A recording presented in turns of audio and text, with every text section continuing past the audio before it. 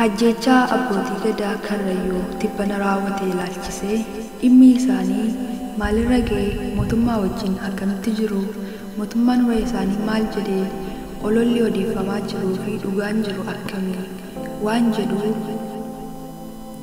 Bilisiginnaan Oromiyaa maqaa nama isaan ajjeesee himadhaa jennaan maanguddoonni Karrayyuu qondaaltota Bilisiginnaa Araarsaa Mardaasaa, Shimallis Abdiisaa, Koloneel Abbabaa Garasuu, Awwaluu Abduu, Fiqaaduu Tasammaa fi warreen biroo barreessanii itti kennan. Yeroo kana baay'ee rifatanii akkas jechuun dubbatan. Haala amma deemtan kanaan dadhabbii malee homaa hin argattan. Adeemsa ammatti jirtan dhiisaa nuti isin gargaarra. Maallaqa haga barbaaddan isiniif kenna. Dubbii kana gara seeraa dhiisaa gara aadaatiin haafitan jedhan.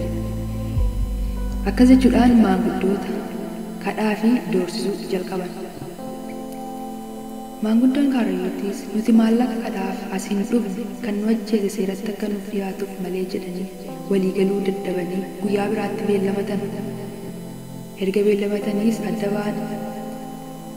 Beellama itti aanutti miseensonni Bilisiginnaa kan dhalootaan Karrayyuu ta'an sadii faayidaa fi aangoo guddaa isaaniif kennina jedhanii sossobanii akka isaan jaarsota haqaa abbootii gadaa fi dhukkubbiin dubbatan sodaachisuun akka lamatti adda baasan maanguddoota 14 ilaalcha biraa warra qabdaniif isinis nu araarsuu hin dandeessan isaa baasan.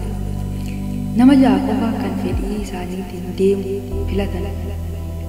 Bilisiginnoonni Karrayyuu sadan sun immoo maanguddoota ja'a doorsisanii akka qondaalonni Bilisiginnaa yakka san jalaa bahaniif akkaataa fedhii jaraa qofaatti akka deeman